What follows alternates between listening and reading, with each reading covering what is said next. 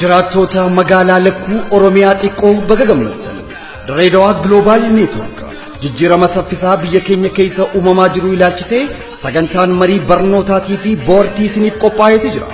Sagantaa kanarratti hayyootiin Oromoon qabdu babbeekamoon kan akka Profeesar Maadii Hamid Muudee miidhaa Oromiyaa baay'irratti kan deemaa jiruuf gaheen hawaasa keenyaa maal akka ta'uu qabu nuuf eera.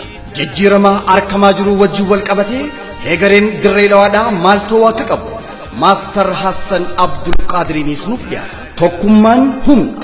Tanaafuu akkaataa caaseeffamaa hawaasni tokko itti ijaaramu tarsiimoon masakamee ittiin wal faana deemus ilaalchisee Profeesar Usmaayil Abdullaahidha barnoota barbaachisoo ta'ee ummataaf ni dabarsa. Baabbilee fi Cinaaqsa irratti ammoo Profeesar Maadii waliin Sheekh Abduu Sabuur Usmaayil ibsa bal'aa nuuf kennan. Sagantaa kanarratti Maadii Mahammad, Dr. Ifraa Aliidhaatii fi Naasir Sheekh Muusaa akkasumas hayyoonni hedduun ni argaman. Maal kana qofa bashannanninis bash. Artistoonni babbeekamoon kan akka Muktaar Adeeroo, Elemoo Abdushakur, Zaayirii fi Majidee Arba'iin dabalatee hangafa artistoota abbaa aartii Oromoodha.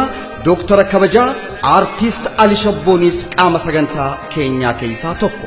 Dirreedawaa Global Network akka itti fufinsaan jabaatuuf sagantaan abbootiirraa gara dargaggootaatti dabarsuu ni raawwatama. Dargaggoon heegaree biyyaati. Dargaggoon utubaa biyyaati. Yaada haaraa fi humniti haareenii dargaggoo waan ta'eef dargaggoo if duraansinee isaan cinaa dhaabbachuun ni barbaanna jedha Sheekh Abdul Waasii Raabsaa, Pirezidaantiin Dirreedawaa Global Network. Koreen hoggansa sagantaa tanaa Sheekh Abdul Waasii Raabsaatii fi Ustaad Kamaal Mahammad. Afooshaaleen Oromoo magaalaa lakkuu jiraatan hundi wal mari'annee wal haa hubannu nurraa nafinaa isiniin jedhan. Dirreedawaa Global Network Oogustii 11 wal harkaan teenya Augsburg Yuunivarsiitiidhaatti haa ta'u. Gatiin seensaa bilaashi.